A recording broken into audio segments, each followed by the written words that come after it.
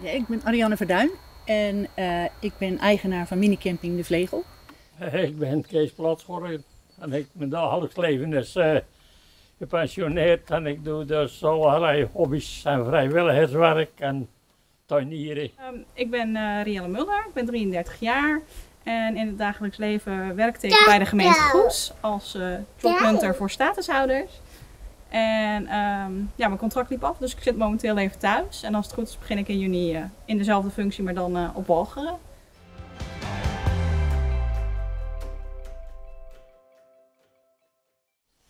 Maar mijn gevoel is, het ging te ver. De mensen dachten dat alles kon. En alles ging door. Ze voelden er allemaal voelden ze er geen oppermacht in mijn dikke portemonnee. En er zijn nu dingen daar waar ze even anders over de dag mogen. En dat de meesten ook automatisch doen ook.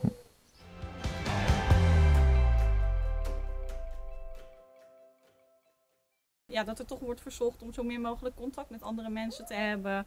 Als je dat dan doet op 1,5 meter afstand. Ja, ik weet niet, dat maakt het verlangen naar menselijk contact, naar gewoon weer eens even een knuffel van iemand of zo, wel veel sterker. En ik heb hem wel, maar ja, dat is anders dan met gewoon volwassen van je eigen leeftijd, zeg maar. En ik vind het zonde dat het zo ontzettend veel mensenlevens kost. Maar ik vermoed dat er geen andere manier mogelijk was.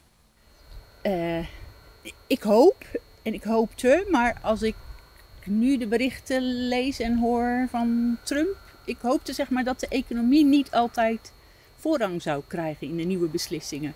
Maar wat ik nu hoor, dan begin ik me wel een beetje zorgen te maken dat dat toch gaat gebeuren.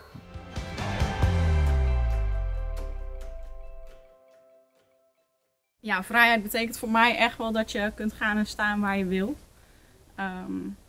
Dat er niemand van hogeraf is die tegen je zegt van joh, jij moet nu binnen blijven, je mag geen contact met andere mensen. Ja, gewoon doen waar je gelukkig van wordt. Maar één ding dat vrij is.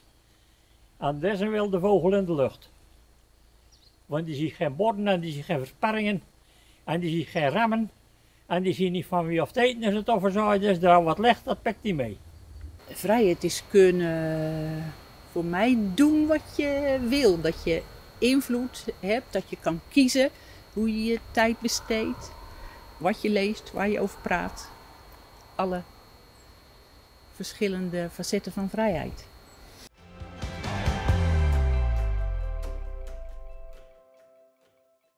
Meer bewust moeten zijn van elkaar en meer respect voor elkaar moeten hebben en wat we voor elkaar kunnen betekenen. En dat ook als dit voorbij is, dat we dat dan ook echt nog wel door moeten zetten door meer voor de medemens te zorgen. Leef per dag en probeer overal het positief uit te halen.